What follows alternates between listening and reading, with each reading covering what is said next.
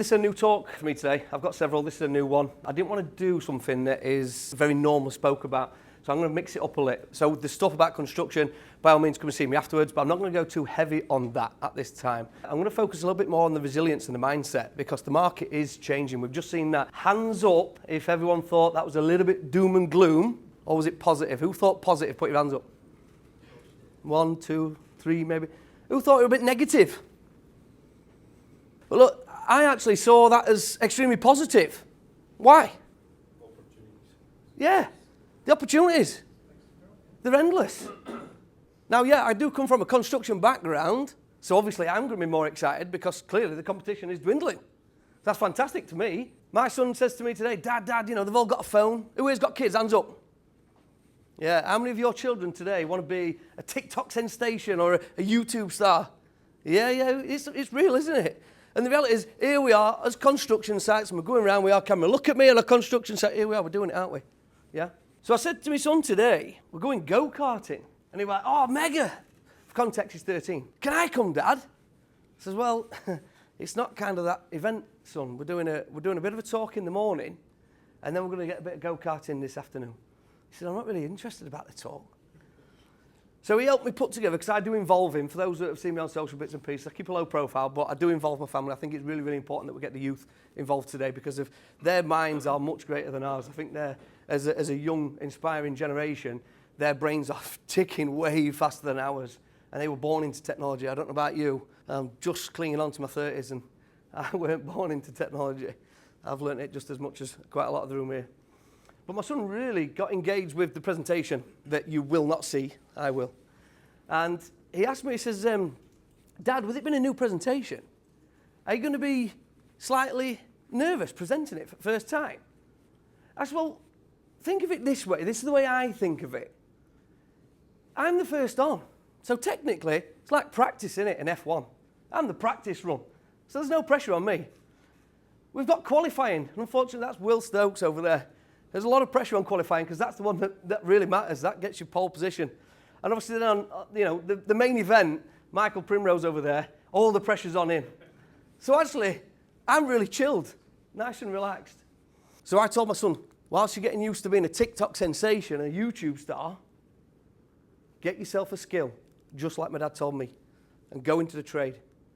Because while everybody's going this way, Tom's absolutely bang on. Nobody's going this way. I challenged Keir Starmer recently, and yes, he did block me on LinkedIn. I didn't like that. Or at least his social media team didn't anyway. But it's right. We are not responding to what we need. And that's a mindset shift. We can either be scared about it and be fearful and flock to Dubai. Wouldn't be nice on today like that, would it? Or we can actually overcome and adapt. So there's two things that I'm actually going to talk about while I try and navigate through this whilst talking to you. But it's your mindset, okay? Who knows too much about the mind? Anybody? Not very many. You know, there's two styles. There's your natural style, who you are at home, in your comfort, with your family, your immediate friends. And then you've got your adapted style. The one that we put that armoured chest on, we leave the house, and we go about our daily duties at work. It's the same person, but it's two personalities. And your brain is programmed to deal with them both. So we can make decisions emotionally or logically. So when we see the doom and gloom that Tom's just put on the screen, emotionally, we'll feel fear or excitement and opportunity. We'll feel something. How many people use logic to act? Who is a logic-based thinker? Hands up. Who's an emotional action taker? Come on, get them up. Yeah? It can be extremely dangerous if we act on emotions. So I want to express today's talk more on resilience, because now, more than ever, do we need to control our actions and be very smart about what we do.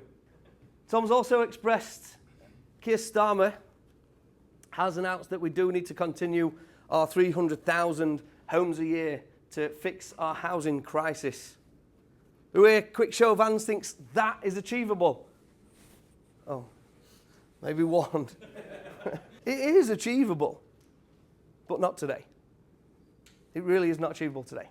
We've got a ridiculous shortage of skilled labour. Is that a negative or is it a positive? To me, it's a positive. I own a construction company. I'll get into my background in a minute. It's extremely positive because what happens to my prices now? Unfortunately, they do go up, don't they? Supply and demand. I'm not rip-off merchants. We don't have that many clients. We do it self-sustainable, so we do it for ourselves. But yeah, traditionally, you know, when it comes to supply and demand, if you are in demand, the prices will go up. So my point of that is the bad news is not over. It is only just beginning. And we've seen a pattern over this last couple of years, haven't we? That we've not actually seen in the history of, you know, issues. And the issues that I'm talking about are from our ever so missing slides. Things that the government have changed. Anybody want to share some of those issues? Come on, this is an engaging keynote, this. Yeah? What are the issues that we're experiencing today as developers? Planning is a great issue. I challenged Keir Starmer on this AI, and we were misled. We were all misled. I don't know if everybody's seen the podcast I did with Scott regarding this. We were misled. We have been told we are going to heavily invest in AI in our planning system, because that ticked the box, didn't it? Everyone went, oh, brilliant, mega, it's going to speed stuff up. Don't you think it's deliberate? I'll come to that. It is very deliberate. It's smoke and mirrors. One of the other issues with planning is the inequality issue. Everyone know what I mean? Inequality? Hands up if you don't, we can go for it. So the rich are getting richer and the poor are getting poorer. Plain simple. Yeah, I sit in middle class, come from a working class background. Dad were a grafter. Told me, get a tool belt on and you go and graft yourself. Well, I come from a middle class background. That class is being removed today. Right in front of our own eyes. The rich are getting richer and the poor are getting poorer. There was an announcement yesterday, what was it? National insurance. Yeah, national insurance on rental income. Not the profit, the income. Wow, I feel like going like that to Parliament and say, crack on. Yeah? It's difficult, isn't it? Because it's just one issue after issue after issue. I feel exhausted as a developer.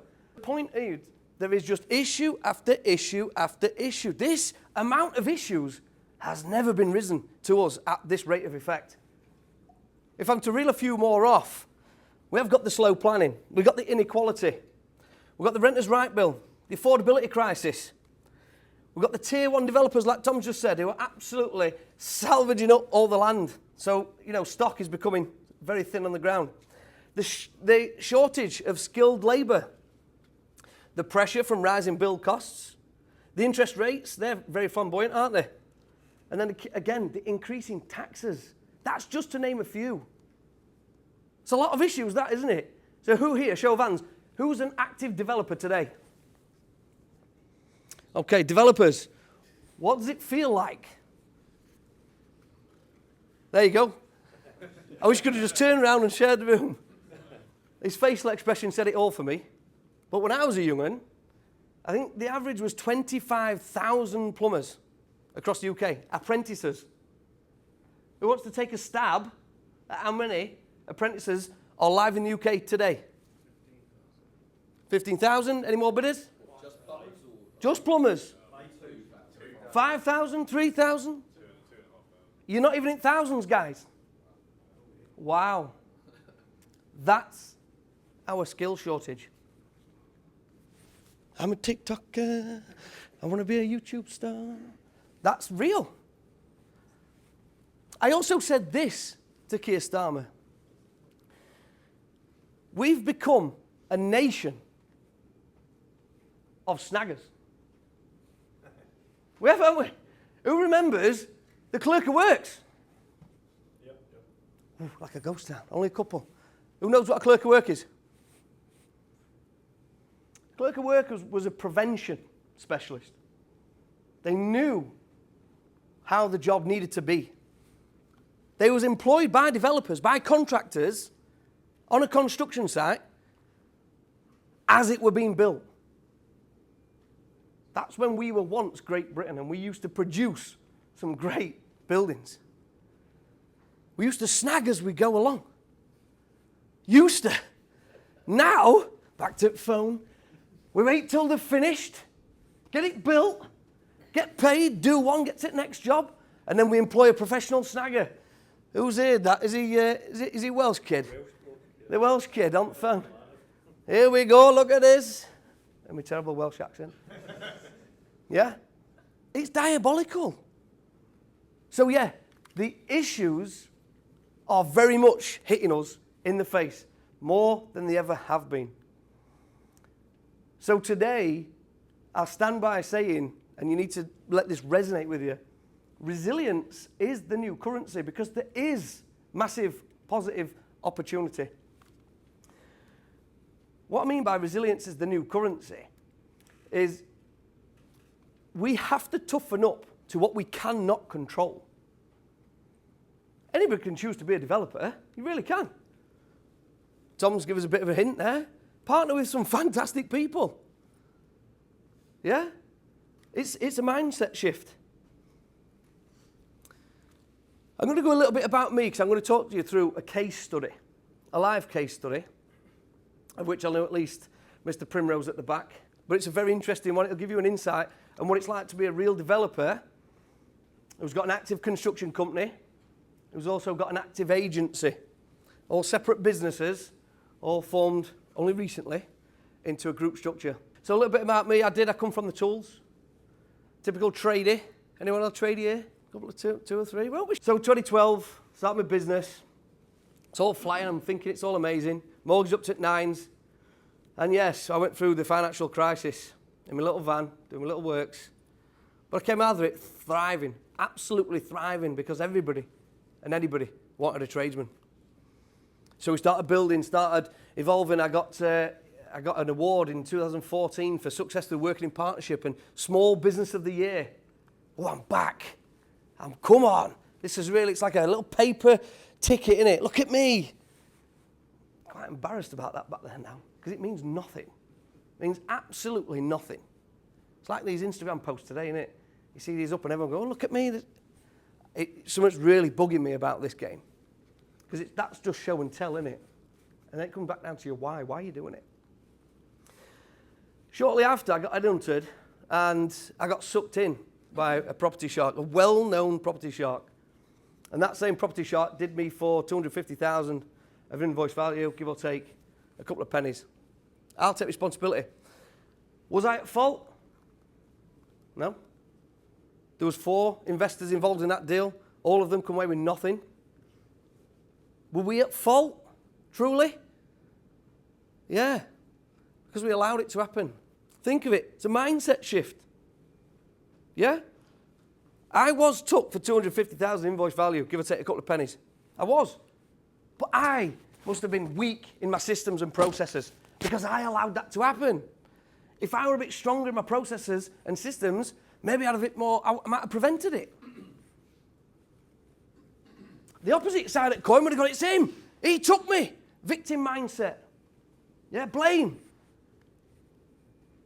Who would have blamed? Show of hands.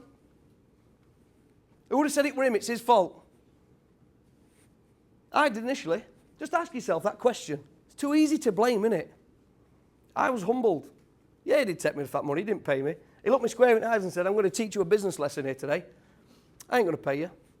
Fold your company. It is what it is. Set up again. 6-7 years, you'll be back on your feet. But I ain't paying you. And I'm bigger than you, so there's nothing you can do. True story. Moving on. So obviously we've gone down, just been took for that bit of money. Shoot back up to the stars. I started developing. Woo! Who wants to start developing who isn't yet? Show of hands. Yeah. Opportunity. Why? Out of curiosity, why? Why do you want to start developing? Doing the same thing but for myself rather than customers. Yeah. Pretty much how we all start, really. You do it for someone else, you want to get a bit of that cream yourself, don't you? But after I started developing, what happened? Tom's already given us a clue. 2020. COVID destroyed my dreams. So bloody hell, I've gone up, I've gone down, I've gone up this roller coaster just constantly. I feel like a pinball machine getting battered about. But that taught me new lessons. Again, nobody could blame COVID. It just happened, didn't it? It's the force majeure on contracts. That was a get out of jail free card, wasn't it? Force majeure, can't sue me. So I pivoted and I saw the future. So the entrepreneur was born. And that's not a flex, by the way. I hate that word. Who is an entrepreneur? Hands up quickly. Yeah, horrible, isn't it? Who thought that were a nice job? It's a buzz title for me. It's catastrophic. I started investing in more businesses, away from construction, away from property.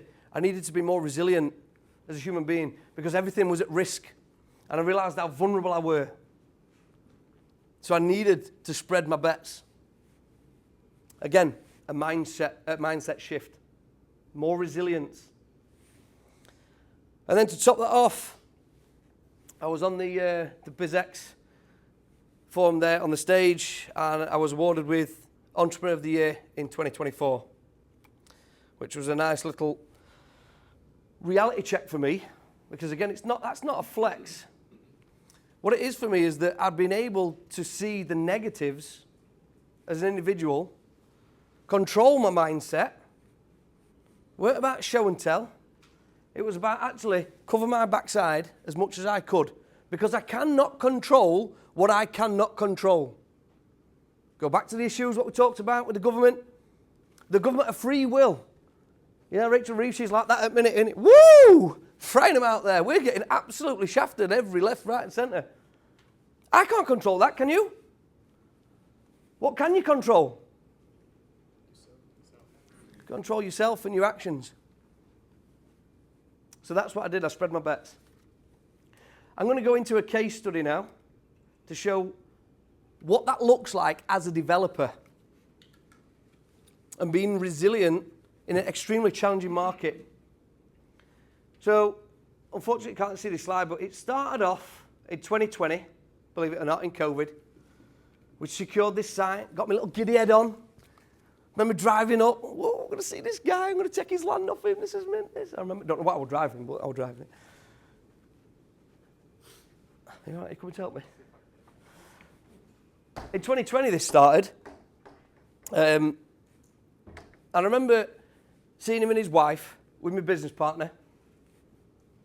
And we were discussing how this deal's going to look. They were motivated. We were motivated.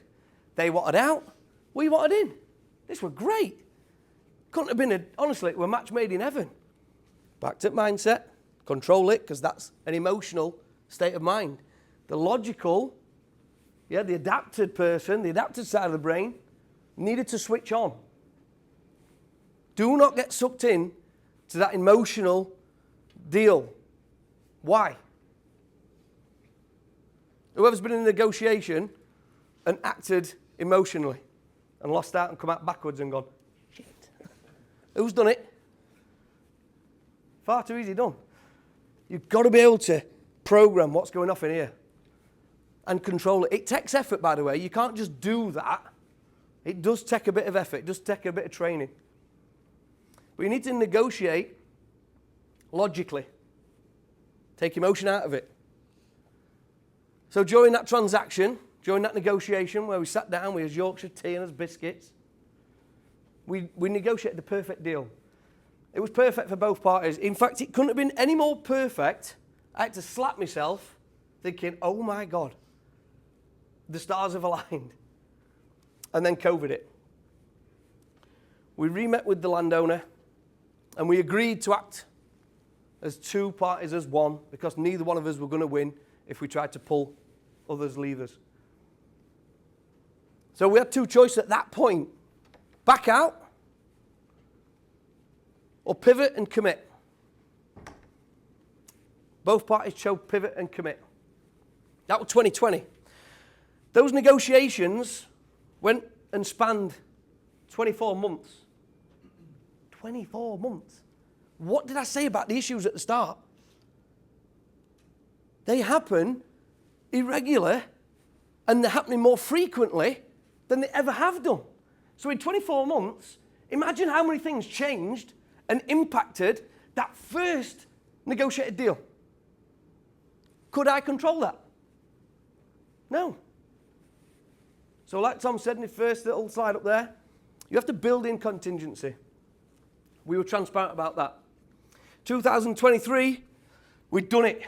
The deal was, it was all structured. We're happy.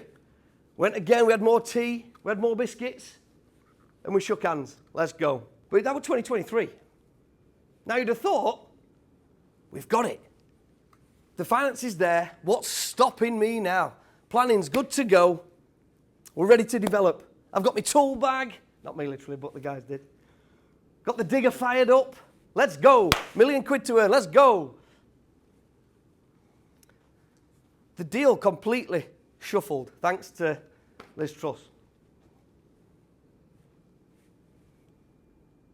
Nearly destroyed the deal with what she did with the implications in tax. And how did the bank react? Well, guys, you can't do the deal the way you wanted to do it. If you could change it, great, we'll still be here. It's going to look a little bit different, though, financially. I'm sat there again going, what else do I have to do to develop this plot of land? Back to the emotional state of mind. I've had enough, I quit. Yeah? The logic, no, this is just another day. This is part of the process. That mindset shift again. This is part of the process. This is the new developing. We're developing through challenges. We're overcoming them with the right mindset.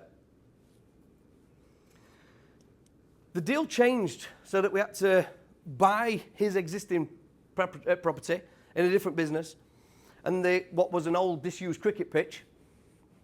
That then became available for us as the SPV to buy that, and we restructured it. But that meant the value had left that patch of grass. So the bank went, no. The terms have changed. The equity was the property. That was the value. That was our security.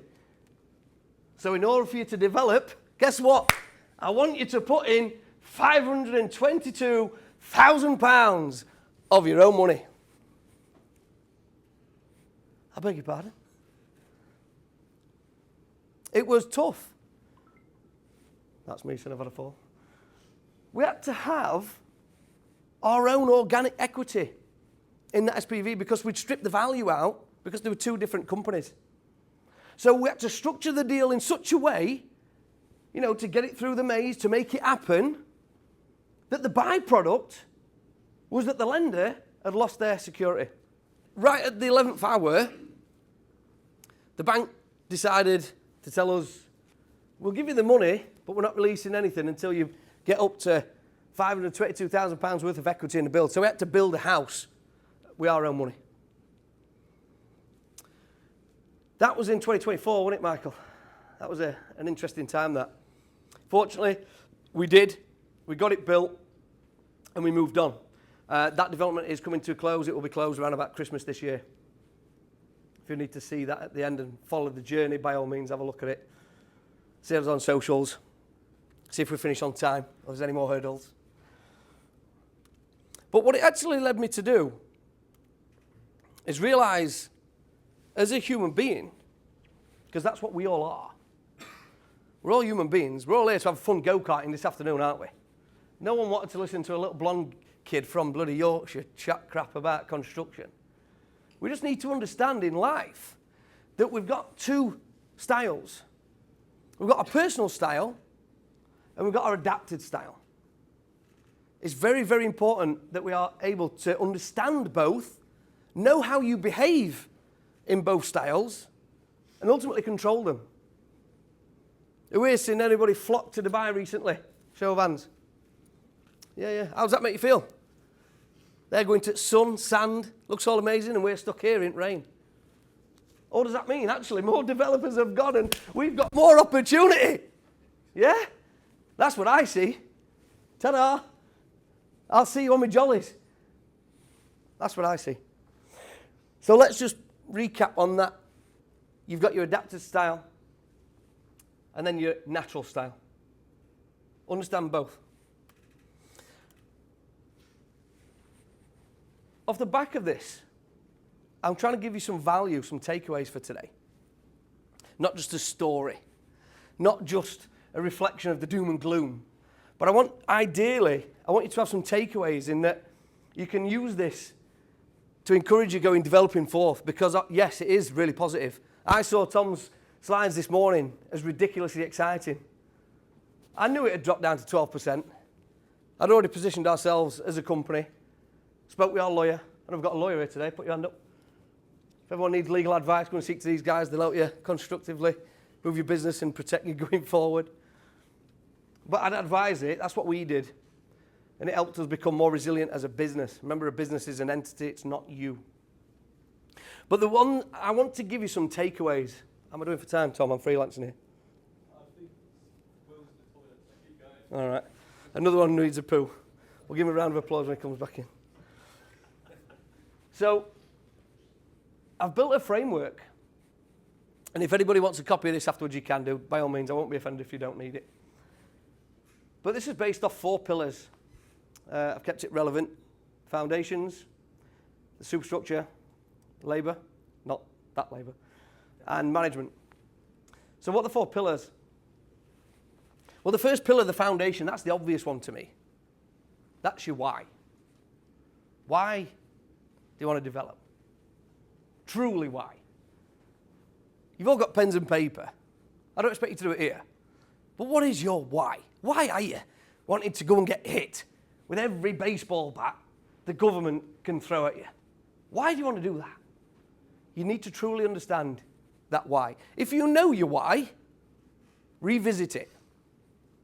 That's important because today has changed. The government are throwing more obstacles at us, like we just discussed, and that why could be slightly affected. So that's the first foundation pillar. What style do you think answers that?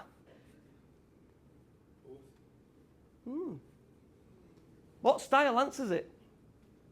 Depends what your why is. What's your why? What's some whys? Chuck a couple at me. Make money. Make money. Why? Family. Legacy. Why do you want to make money? Legacy.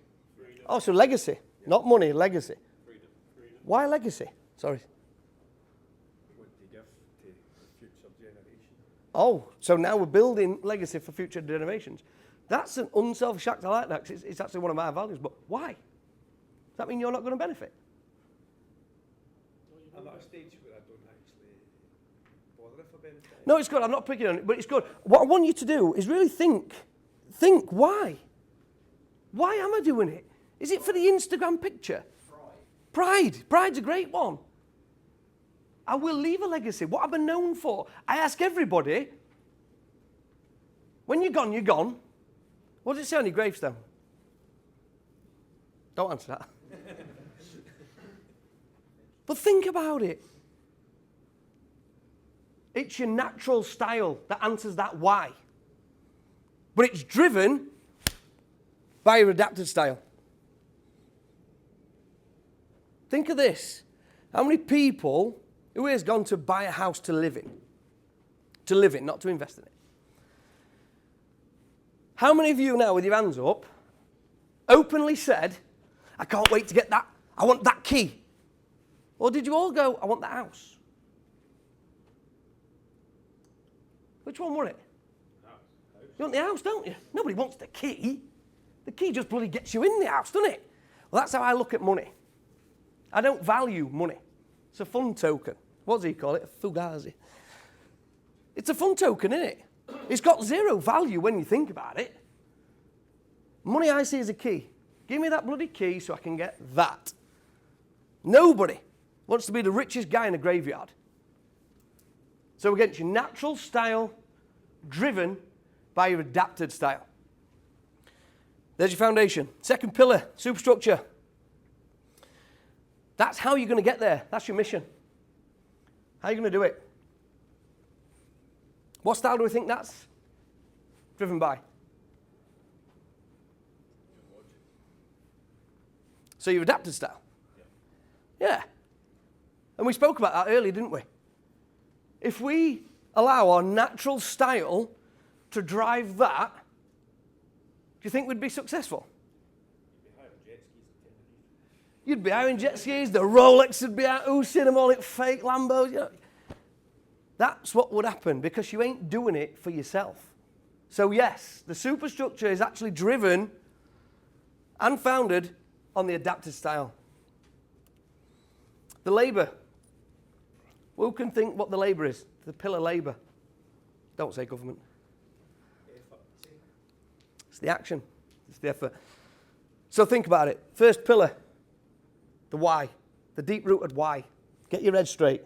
Know which one is acting. Know why, naturally, and then get over here and drive it with this. Because this doesn't have emotion, does it? That's logic-based. So get your why over here and then drive it with your adapted style. Some of you might see that today with your go-karting, but we'll see. We're spinning off at track later. The second one is obviously how are you going to get there? I'm going to build houses. Or I'm going to buy a block of apartments and get more residential units in there. That's the mission, isn't it? How am I going to achieve what do I want? The third pillar is enough talk, get on with it.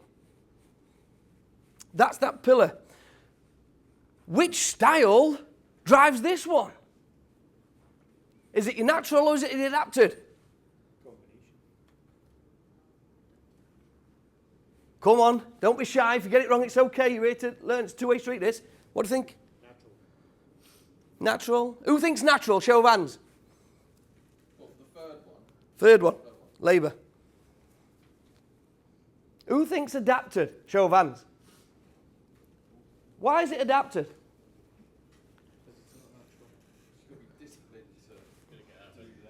Take emotion out of it because people fuck shit up. Excuse my French. For anybody. It's a true statement. It has. You have to be logically based, driven when it comes to taking action. Who here likes to rest? Be honest. Who likes to chill on the sofa on a Sunday afternoon? Come on, show of hands. Yeah. Well, imagine that person's driving you why. Yeah? You ain't going to get there far, are you? And the last one, management. This one, everybody gets confused with this one. What do I mean by management? What I mean is, you must maintain your health, brain health for one. I'm talking depression prevention. I'm talking suicide prevention. Management is key in this game. We've seen a few pinball effects going off, haven't we? Out of all those pillars, out of all those baseball bats that we feel we're getting battered with, yeah? How many people would have quit? Go back to Tom's slide. How many have gone down? What I didn't tell you is that in 2000 and, you might see in a minute, in 2023, I had a near-death experience. Some of the boys in this room will know. It was 2023. Shall I get it up?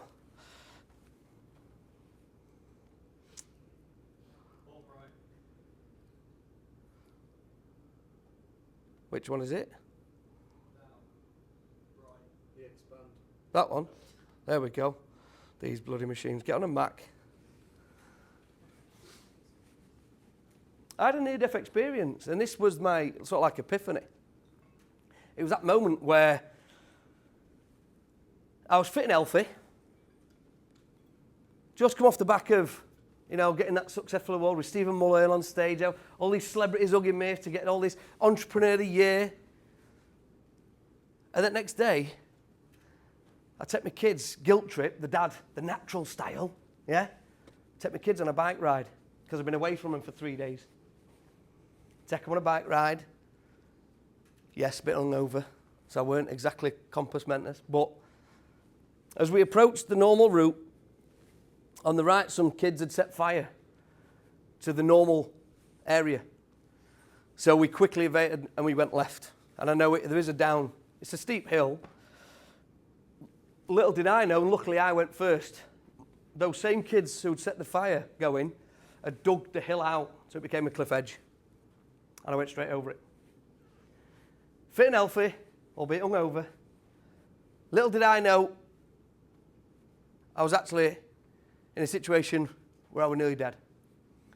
I was laid in that valley there for 4 hours, I think it was, before I was transferred to the hospital. No one knew what they could do with me, and I'm sat there, fine, absolutely sound. Just paralysed in my right leg. Clearly not now, so you know the ending. Never knew. Couldn't control what was going to happen. Now, what state of mind am I in? Natural or adapted? Natural. How many times do you think that I thought about developing? Not once, because I was back in me why. Yeah? Surgeon told me I had a 30% survival chance. Outsmarted her, didn't I? That was a tough gig, that. But what it did, it set me back in my core, and I were able to engage my brain. I can't control this, but what can I control? Let that sink in. That's what I want to leave you with today, these 4 pillars. I don't really need to repeat that. I think you can see it. I'll go through these before I get to end. This is my call to action for you. We're all developers in this room, or we're going to soon be. But the truth is, we're not just building homes, we're building resilience. And that is for everything we do in life. Be it at home with our children, our families, friends. Resilience is key. It's understanding it is actually what matters. And there's the 4 pillars. If you want the slides, don't worry about writing anything down. Speak to Tom, I'm sure we can get these afterwards. But yeah, you miss one pillar, the whole thing crumbles. Master all 4 and you build something that lasts in property and business, and most importantly, in life. And when we go karting this afternoon, remember, it won't be the fastest driver who wins, especially in the rain today. It'll be the one who can't handle the spin-outs, reset the line, and still finish the race strong. I've been Ryan Lee. Thank you very much. I will hand you over to Will.